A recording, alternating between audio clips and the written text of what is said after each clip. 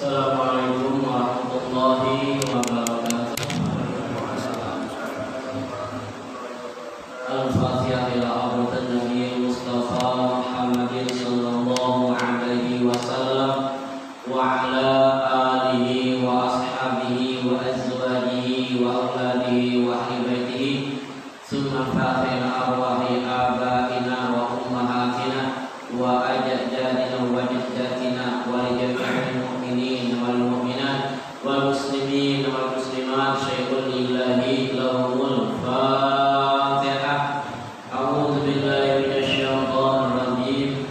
Bismillahirrahmanirrahim. Alhamdulillahi rabbil alamin. Arrahmanir rahim. Maliki yaumiddin. Iyyaka na'budu wa iyyaka nasta'in. Ihdinas siratal mustaqim. Siratal ladzina an'amta 'alaihim ghairil maghdubi 'alaihim waladdallin. Amin. Bismillahirrahmanirrahim. Alhamdulillahirabbil alamin. Allahumma shalli wa sallim ala sayyidina wa maulana Muhammadin wa ala alihi wa ashabihi ajma'in. Subhanaka la ilma lana illa ma 'allamtana innaka antal alimul hakim. Wa la haula wa la quwwata illa billahil aliyyil azim. Rabbi shrah li sadri wa yassir li amri wahlul 'uqdatam min lisani yafqahu qawli. Allahumma faqihna fid din wa 'allimna at-ta'wil. Qala al-musannif al-imam Abu Hamid Muhammad bin Muhammad al-Ghazali rahimahullah ta'ala wa nafa'ana bihi wa bi ulumihi fid dharaini. Amin. Amma ba'du, para jamaah salat fardu maghrib rahimakumullah. Kajian kita malam hari ini ma'rifah kepada Allah Subhanahu wa ta'ala, yaitu mengenal nama Allah Subhanahu wa ta'ala yang ke-11, yaitu Al-Mutakabbir. Berkata Al-Imam Abu Hamid Muhammad bin Muhammad al-Ghazali, Al-Mutakabbir adalah nama Allah Subhanahu wa ta'ala yang ke-11 setelah Al-Jabbar. Al-Mutakabbir itu artinya adalah yang melihat akan hinanya segala sesuatu selain Dia. Jadi Allah Subhanahu wa ta'ala dengan namanya Al-Mutakabbir, bahwa Dia melihat, Dia memandang seluruh yang ada selain zatnya itu adalah hina. Melihat akan kecilnya sesuatu selain Dia, itu Al-Mutakabbir. Jadi selain Allah hina, selain Allah kecil. Makanya Allah bernama Al-Mutakabbir. Allah Subhanahu wa ta'ala melihat sesuatu selain Dia kecil dan hina. Dia hanya melihat keagungan dan kebesaran itu hanya pada dirinya, tidak pada selain Dia. Para jamaah rahimahumullah,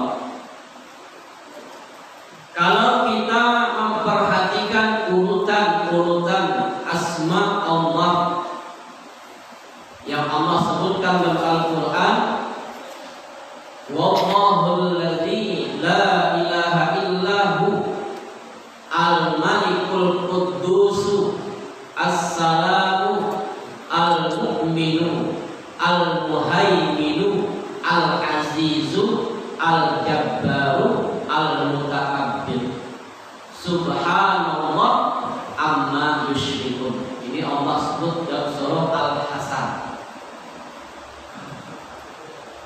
Dialah Allah yang tidak ada Tuhan kecuali Dia. Al-Malik, Allah itu Tuhan yang menjadi raja, yang kerajaannya, kekuasaannya tidak ada batasannya. Al-Quddus, yang maha suci dari segala kekurangan. As-Salam, yang memberi keselamatan. Al-Mu'min, yang memberikan keamanan. Al-Muhaimin, yang maha mengawasi, mengintai. Al-Aziz, yang mulia. Al-Jabbar, yang meluruskan kehendaknya, yang tidak siapapun yang bisa menentangnya. Al-Mutakabbir. Makanya kata ulama, lafaz Al-Mutakabbir itu cuma disebutkan oleh Allah dalam Al-Quran satu kali, yaitu dalam surah Al-Hasr tersebut. Kalau namanya lain banyak, tapi khusus untuk Al-Mutakabbir itu cuma Allah sebut satu kali di dalam surah Al-Hasr. Kata Imam Al-Ghazali, ayat ini memberikan isyarat atau petunjuk kepada kita bahwasanya orang yang bisa disebut dengan Al-Mutakabbir, hanya yang maha besar atau yang sombong, ia harus punya nama-nama sebelum Al-Mutakabbir, yaitu tadi Al-Malik, dia yang sombong itu, yang maksud kita yang belaga itu cuma Al-Malik, orang yang mempunyai kerajaan, orang yang mempunyai kekuatan, orang yang mempunyai kekuasaan yang tidak ada yang bisa membatasinya. Itu orang yang bisa mutakabbir. Selain orang yang tidak memiliki Al-Malik, itu tidak bisa dikatakan Al-Mutakabbir. Itu syarat yang pertama. Yang boleh dikatakan mutakabbir itu pertama harus Al-Malik, punya kekuasaan, punya power yang tidak terbatas. Yang kedua syaratnya, orang yang boleh dikatakan Al-Mutakabbir yaitu Al-Quddus, yang maha suci dari segala aib atau kekurangan. Kalau masih ada punya aib, kalau masih punya kekurangan, nah itu orang belum bisa dikatakan Al-Mutakabbir. Makanya kata ulama, kalau ada orang mengaku sombong tapi tidak Al-Malik, tidak Al-Quddus, maka itu orang nukson, kurang. Mungkin ada sesuatu kesalahannya, tidak normal sekitar, perlu diobati. Rajin ya. Al-Quddus tidak ngaku menjadi orang yang besar, nah itu perlu dipertanyakan. Yang ketiga, As-Salam, bisa memberikan keselamatan kepada orang lain. Itu orang boleh dikatakan Al-Mutakabbir kalau dia bisa memberikan keselamatan, ketenangan kepada orang lain. Nah kita ngurus diri kita sendiri pun tidak mampu, kadang-kadang ngurus diri sendiri tidak mampu, apalagi memberi keselamatan, kedamaian, ketenangan kepada orang lain. Baca-baca kita katakan maaf, beri nasihat ke kawan, dalam rumah tangga, nyaki di rumah kayak bini diakur. Tiap hari bergaduh, kadang-kadang piring terbang, panci terbang. Ini tidak As-Salam, yang memiliki As-Salam. Nah itu belum bisa dikatakan Al-Mutakabbir, orang yang seperti itu. Kemudian Al-Mu'min, memberi keamanan. rasa nyaman tadi kepada orang lain. Nah, yang selanjutnya al-muhaimin, mengintai, mengawasi. Al-aziz, mulia. Mulia zatnya, mulia sifatnya, mulia af'alnya, mulia asma'nya. Al-jabbar, tidak ada seorang pun yang bisa menentang kehendak Allah. Kalau kata Allah kun fayakun. Mungkin kita kehendak kita umpamanya kita punya jabatan, kita punya kekuasaan. Mungkin 1, 2, 3 orang yang setuju dengan gagasan kita, tapi banyak orang yang menentang gagasan kita. Banyak orang yang tidak ingin dengan apa yang kita ajukan. Berarti kita belum al-jabbar. Kalau sudah memiliki al-malik, sudah al-qudus, sudah as-salam, sudah al-mu'min, sudah al-muhaimin, sudah al-aziz, sudah al-jabbar, nah baru orang tersebut bisa dikatakan al-mutakabbir. Para jemaah rahimahumullah, dahulu dikisahkan dalam sebuah kitab ketika Allah menciptakan bumi ini. Bumi ini luar biasa indahnya, dihiasi oleh Allah berbagai macam tumbuh-tumbuhan, sehingga bumi ini merasa sombong, merasa dia yang paling sempurna ciptaan Allah. Bumi ini tidak ada yang merusaknya, tidak ada yang membuat bumi ini tercela. Ibarat kita contohkan wajah kita ini, tidak ada kotoran-kotorannya, tidak ada penyakitnya, bersih. Bangsa kita bening kan? Itu bisa dikatakan orang itu kalau laki-laki ganteng, benar ya? Kalau perempuan cantik kita. Kenapa? Wajahnya bersih, tidak ada jerawatan, tidak ada bekas cacar memakan. Wajah sombong, sama dengan bumi tadi. Allah bentangkan bumi ini begitu indahnya, bumi sombong. Dia merasa sombong. Kemudian apa? Allah kirim makhluk yang namanya gunung. Tahu gunung kan? Sehingga apa? Bumi yang indah tadi dengan adanya gunung sehingga tidak indah lagi, hilang cikal. Kenapa? Wajahnya ada tumbuh jerawat.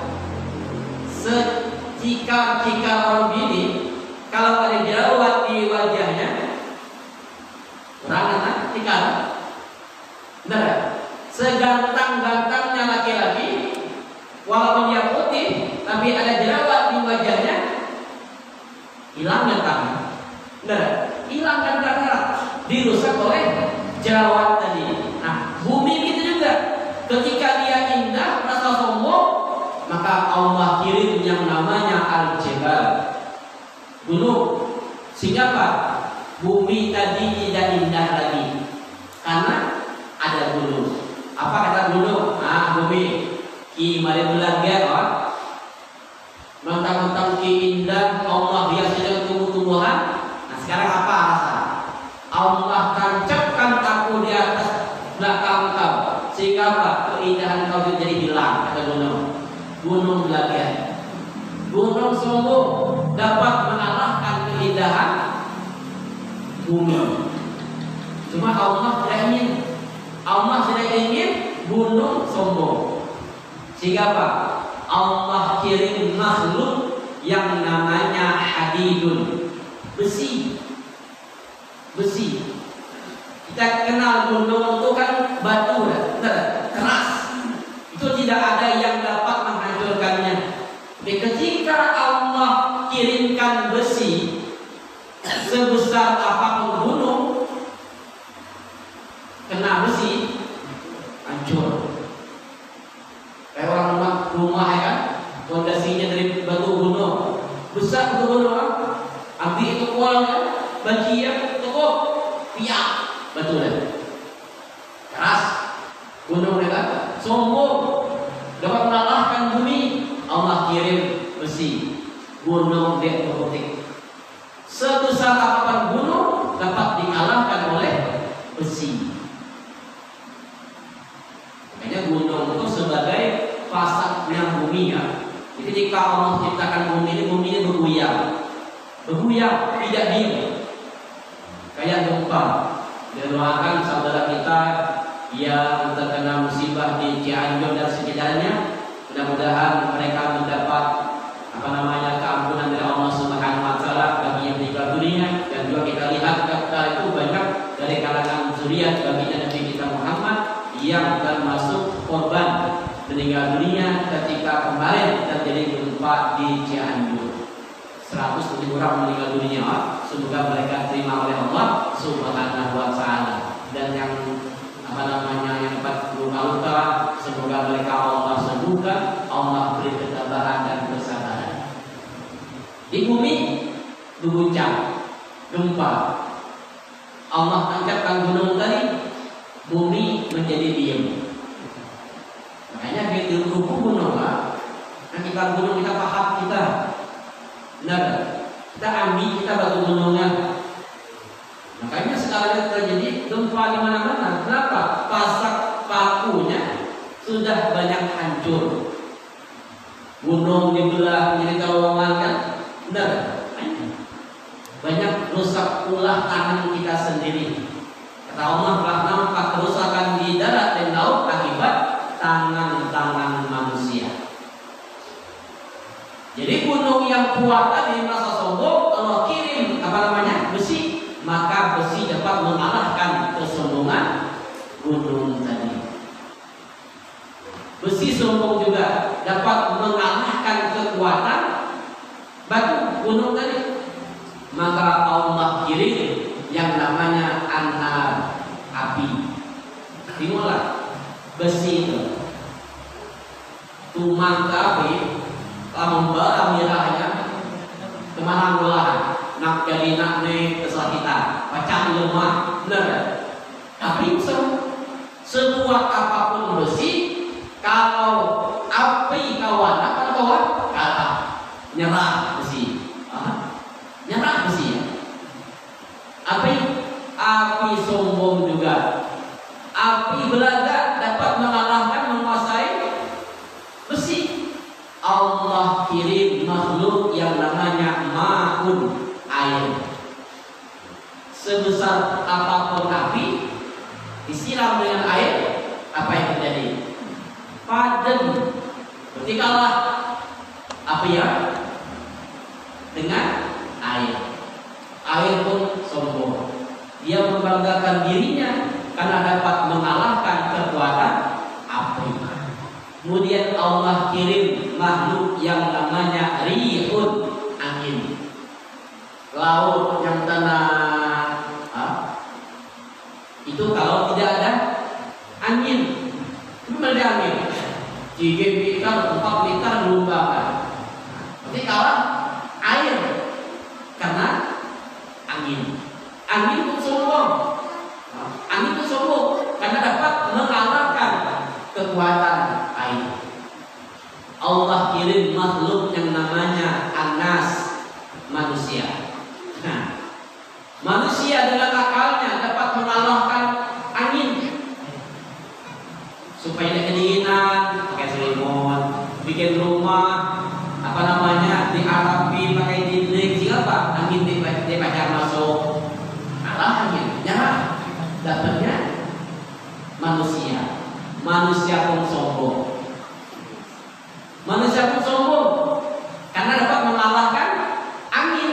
Allah kirim yang namanya naumun, tidur, ngantuk.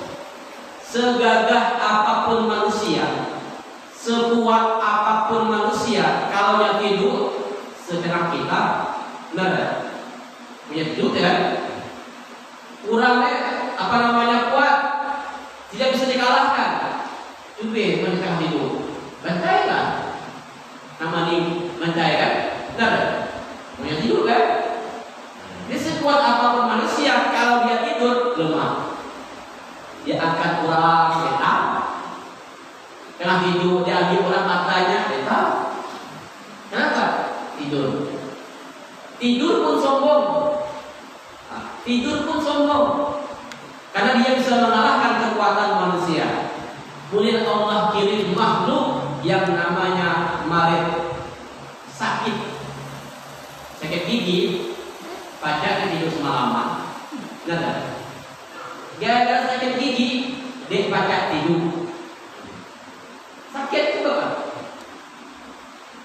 Berarti kekuatan sakit, kekuatan tidur dapat dikalahkan oleh sakit. Sakit pun sombong. Allah kirim makhluk yang namanya mautun, kematian. Orang mati, orang sakit, orang mati, benar tak? Jika sakit kan yang sehat orang mati, diam. Dia baca apa? Benar ya? Mandi, ulang mandi ya. Berjalan, ulang. Kenapa? Mati. Jadi apa kesimpulannya? Seluruh apa yang Allah ciptakan punya kelebihan. Kita jangan merasa sombong. Kita jangan merasa punya kelebihan dari orang lain. Kayak mati tadi.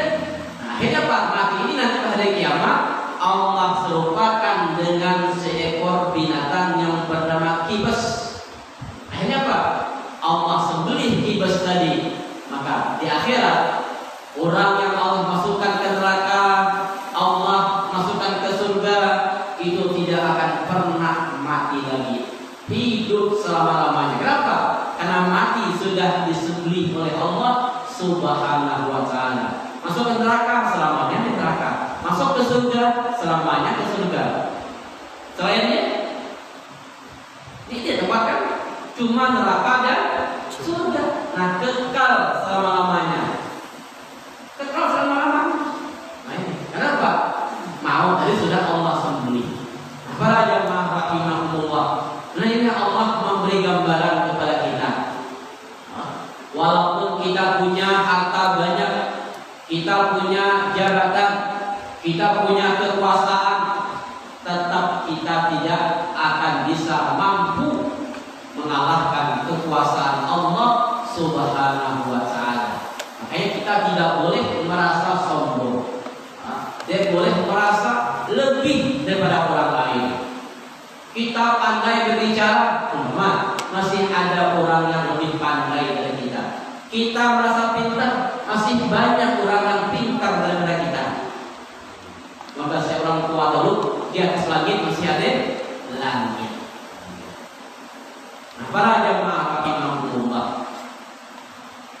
Dengan demikian kata Imam Al-Ghazali, maka wajar, pantas saja dia Allah bernama Al-Mutakabbir karena dia punya nama-nama yang sebut Al-Mutakabbir, yaitu Al-Malik, Al-Quddus, As-Salam, Al-Mu'min, Al-Muhaimin, Al-Aziz, Al-Jabbar.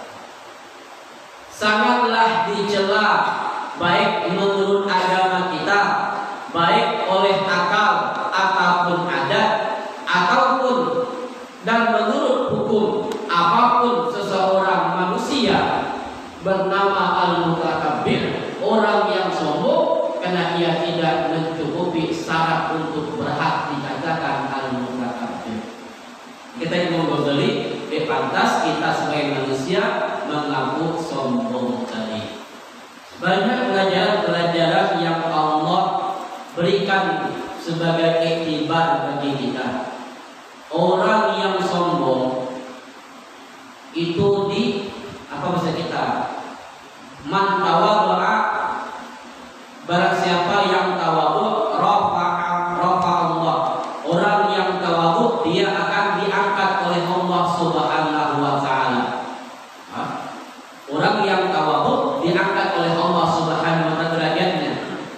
Wa man takabbara wa Allah, barang siapa yang sombong Allah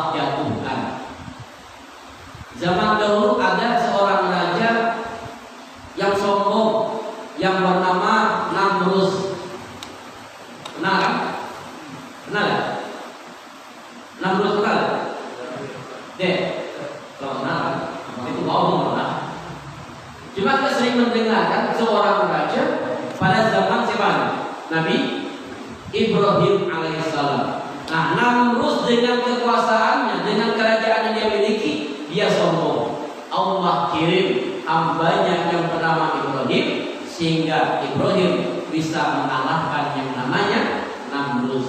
Fir'aun, kita kenal Fir'aun lewat cerita-cerita seorang raja yang berani mengaku menjadi Tuhan. Allah kirim hambanya yang bernama Musa alaihissalam. Fir'aun kalah. Abu Jahal, Abu Lahab terkenal dengan kesombongannya. Allah kirim baginda Nabi Muhammad sallallahu alaihi wasallam. Dia orang yang sombong, Allah jatuhkan. Dan sebaliknya, orang yang tawadu, Allah angkat derajatnya. Ketika Allah Subhanahu wa taala menenggelamkan dunia ini ketika banjir pada zaman Nabi Nuh alaihissalam, itu kan Nabi Nuh diperintah oleh Allah untuk bikin apa? Bikin kapal di atas gunung. Sehingga melihat Nabi Nuh bikin kapal di atas gunung, beliau diolok oleh kaumnya. Kata mereka, Nabi Nuh yang ini masa bikin kapal di gunung, memangnya mana layar? Benar ya? Mau bikin gunung di dataran rendah wajar kan? Mungkin kalau datang air, baca, nih kas gunung mau bikin apa? Bikin kapal. Lah gile kata kaum Nabi Nuh kan? Nabi Nuh sadar karena perintah Allah nyuruh agar Nabi Nuh bikin kapal di atas gunung. Ketika Allah memerintahkan air untuk turun, yang di atas turun, hujan, yang di bumi keluar, sehingga apa? Terjadilah banjir terbesar. Banjir terbesar, semua gunung itu mesti kita tenggelam-tenggelam. Sehingga apa? Kapal Nabi Nuh yang di atas gunung tadi bisa berlayar. Sekian puluhan hari kapal Nabi Nuh bisa berlayar. Kemudian apa? Allah ingin melabuhkan kapal Nabi Nuh tadi di atas gunung-gunung yang ada di bumi ini. Sehingga gunung-gunung itu merasa sombong. Kenapa? Mereka tinggi. Di gunung yang merasa pasti kapal Nabi Nuh itu akan Allah berhentikan di atas aku ini. Kenapa? Aku gunung yang paling tinggi. Cuma ada sebuah gunung yang tidak begitu tinggi, namanya Gunung Al-Judi. Gunung Al-Judi. Dia merasa mana mungkinlah kapal Nabi Nuh akan berlabuh di pokok Konep. Sedangkan Konep gunung yang paling rendah. Dia mungkin karena masih banyak gunung-gunung yang tinggi. Dengan sifat tawaduknya tadi, karena dia merendahkan diri, merasa tidak mungkin Allah meletakkan kapal Nabi Nuh di atasnya, maka Allah izinkan kapal Nabi Nuh berlabuh di atas Gunung Al-Judi. Kenapa? Karena tawaduknya. Dia merasa tidak pantas disinggahi oleh kapal Nabi Nuh ketika air itu surut. Dengan tawaduknya, Gunung Al-Judi disinggahi kapal Nabi Nuh. Apalagi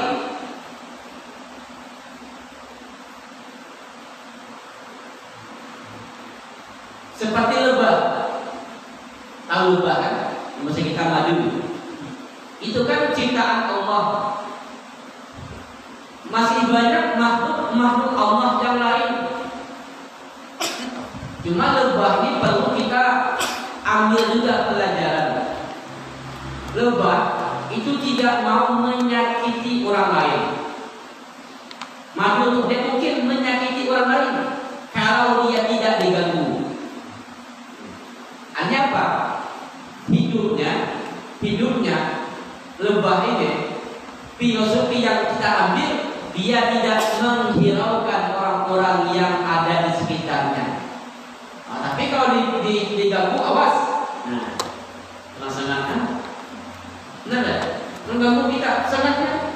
Dan lebah itu makanan yang dia ambil dari sari bunga-bunga yang manis, yang baik-baik, dari kembang kisahnya. Tapi dari melalat hobinya Pak di tempat yang kotor. Ini jangan dicontoh Pak. Lebah dia berhenti pada tempat-tempat yang baik, di bunga-bunga, kembang-kembang. Kemudian apa? Dia mengeluarkan madu. Ini bermanfaat untuk seluruh makhluk.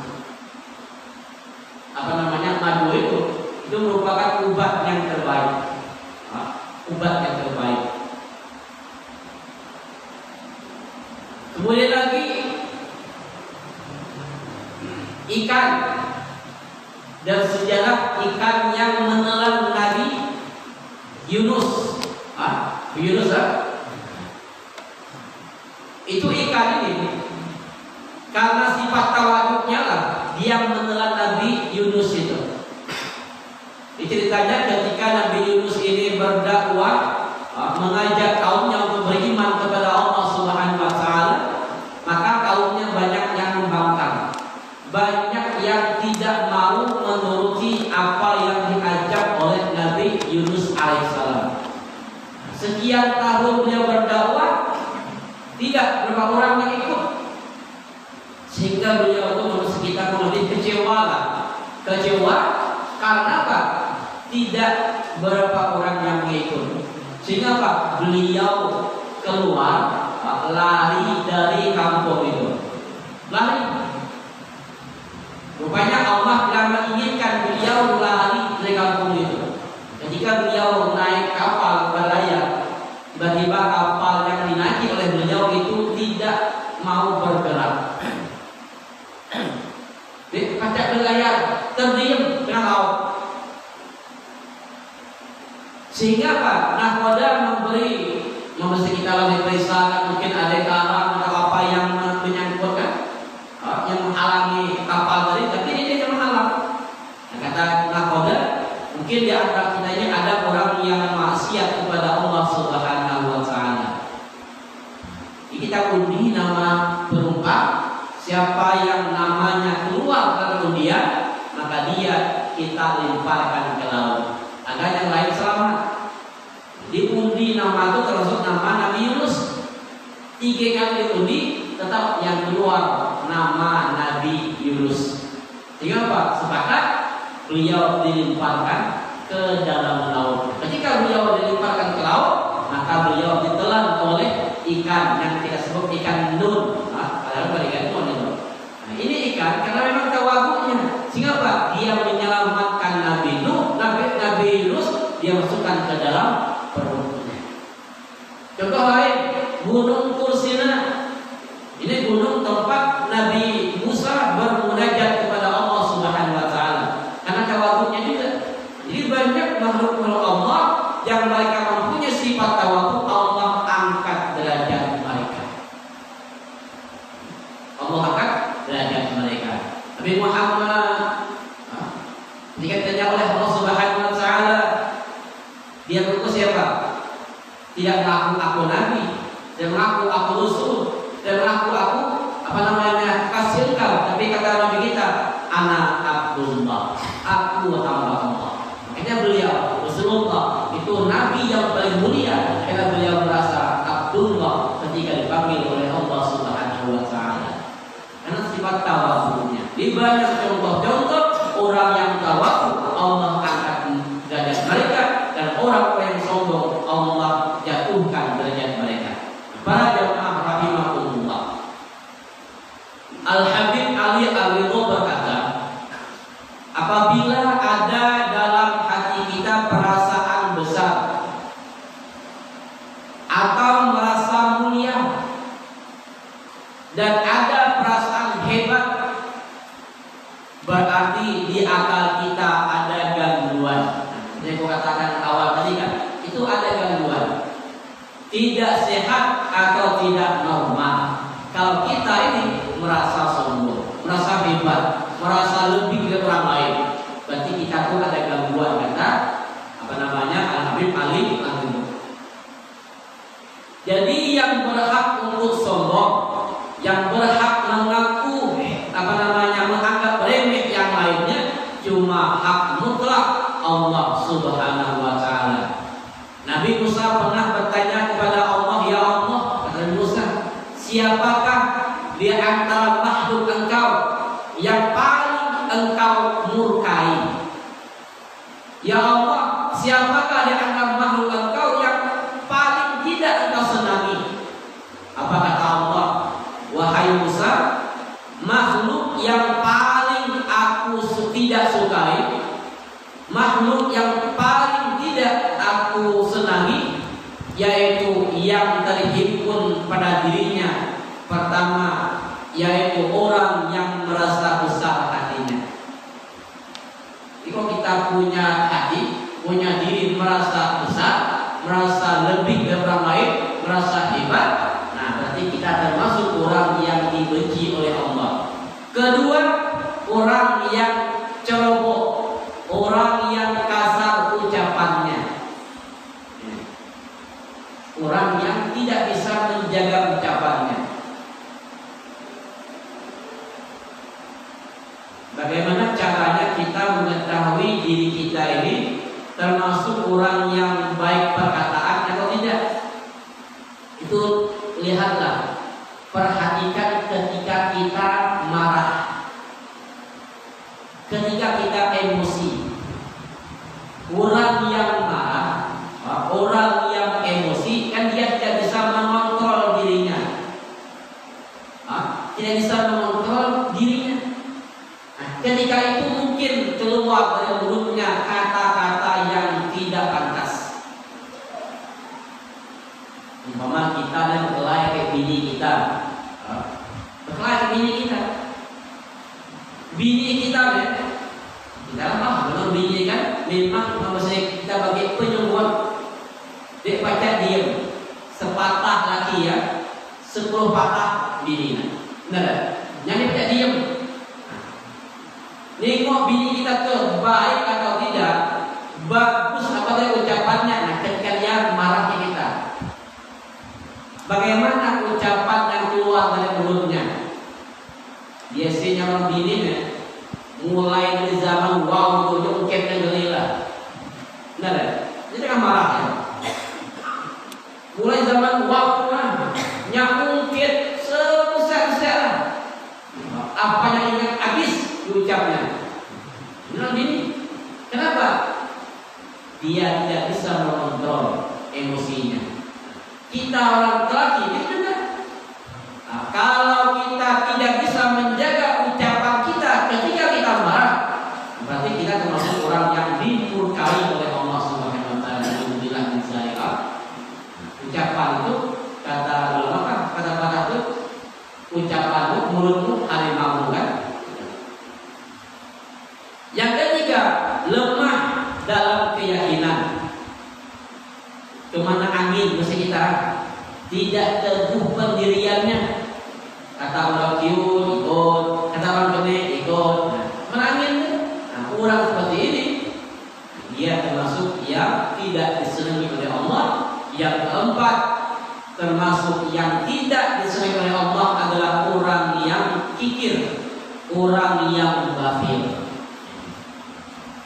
Bakhil ini kata Nabi kita seperti sebuah pohon. Bakhil ini seperti sebuah pohon yang tumbuh di neraka.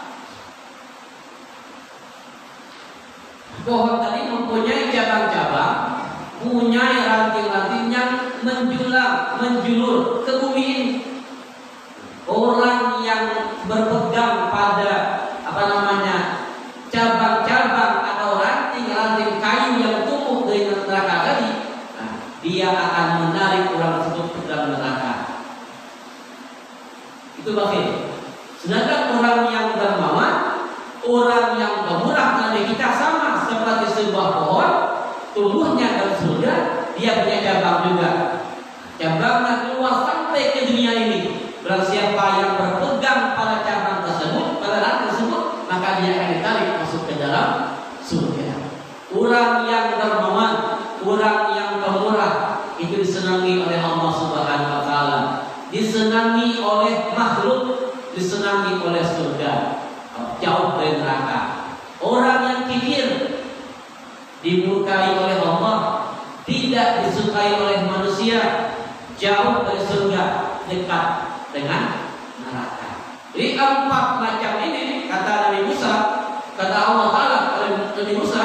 Pertama, orang yang merasa besar hatinya, ada sombong. Yang kedua, orang yang kasar ucapannya. Yang ketiga, orang yang tidak punya keyakinan, lemah keyakinannya, mana angin tadi. Yang keempat, orang yang bakhil, kikir. Nah, ini termasuk ciri-ciri orang yang dimurkai oleh Allah Subhanahu wa taala. Dalam hadis qudsi Allah berfirman, al-azamatu izari wal kibriya'u ridai. Faman naza'ani wahidan minhuma fazabtuhu fi nari jahannam wala ubali. Kata Allah. Rawahu Muslim wa Abu Dawud wa Ibnu Majah wa Ibnu Hibban. Keagungan adalah pakaianku, kata Allah. Sombong itu pakaian aku, kata Allah. Kebesaran adalah selendangku. Maka siapa saja hendak merebut daripada aku salah satu daripada kedua-duanya, merebuti selendang dan pakaian tadi, hanya apa?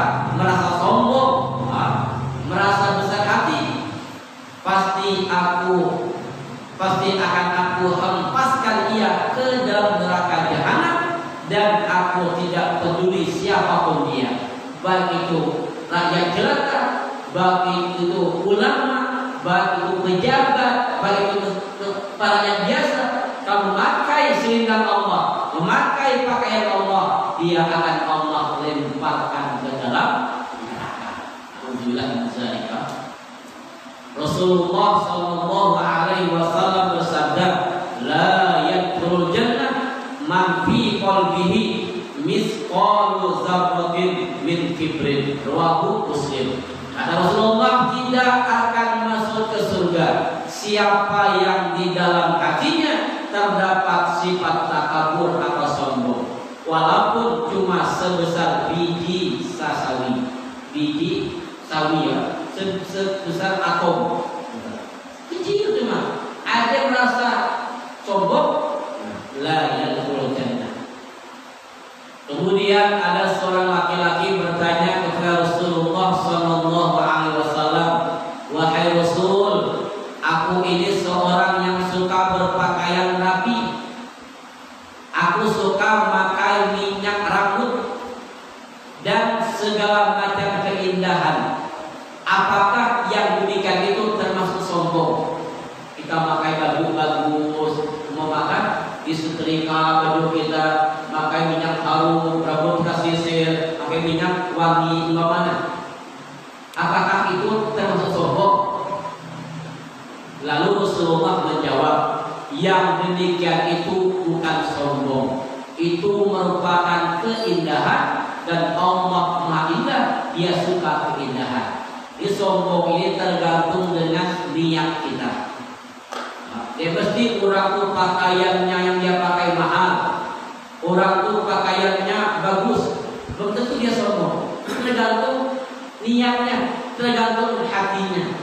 Kadang-kadang ada orang yang pakaiannya buruk sekitar kan, jalannya nunduk, cuma apa? Dia ingin dipuji, dia ingin dipuji. Dikatakan sebagai orang yang ahli tasawuf, kata merawat kan, benar? Itu niatnya dia bagus, walaupun pakaiannya buruk, pakaiannya dia bagus, tapi niatnya ingin dipuji orang, niatnya ingin disanjung orang, nah itu bisa dikatakan sombong. Ya, mesti juga tergantung dengan hati kita. Yang disebut sombong itu adalah orang yang menolak kebenaran, dipade ngelawan nikah nih begitu, bolehlah banyak makan garam, ya sombong ya. Diberi nasihat, dipade menolak, cuma menolaknya kebenaran. Jadi sombong itu kata ulama adalah orang yang menolak kebenaran dan menganggap remeh orang lain. Walaupun seorang berpakaian serba lusuh dan jelek, rambut kusut, tidak terurus dirinya, tapi ia menganggap remeh orang lain, maka orang seperti itu adalah termasuk kategori orang yang sombong. Sebaliknya, seseorang yang berpakaian rapi atau indah, asal jangan bertujuan berangkuh-angkuh kepada orang lain, ia bertujuan mencari keindahan karena Allah, maka yang demikian itu mendapat pahala. Mudah-mudahan dengan kita berbagi seperti ini, dengan kita memahami di antara nama-nama Allah, mudah-mudahan Allah mencurahkan ke dalam hati kita agar kita bersifat tawakal dan kita hilangkan sifat sombong atau takabur, agar kita diselamatkan oleh Allah Subhanahu wa taala. Amin amin ya rabbal alamin. Insyaallah nanti kita lanjut kajian berikutnya, yaitu buah kita beriman dengan nama Allah Al-Mutakabbir. Al-Fatihah. A'udzubillahi minasyaitonir rajim. Bismillahirrahmanirrahim. Alhamdulillahirabbil alamin. Iyyaka na'budu wa iyyaka nasta'in.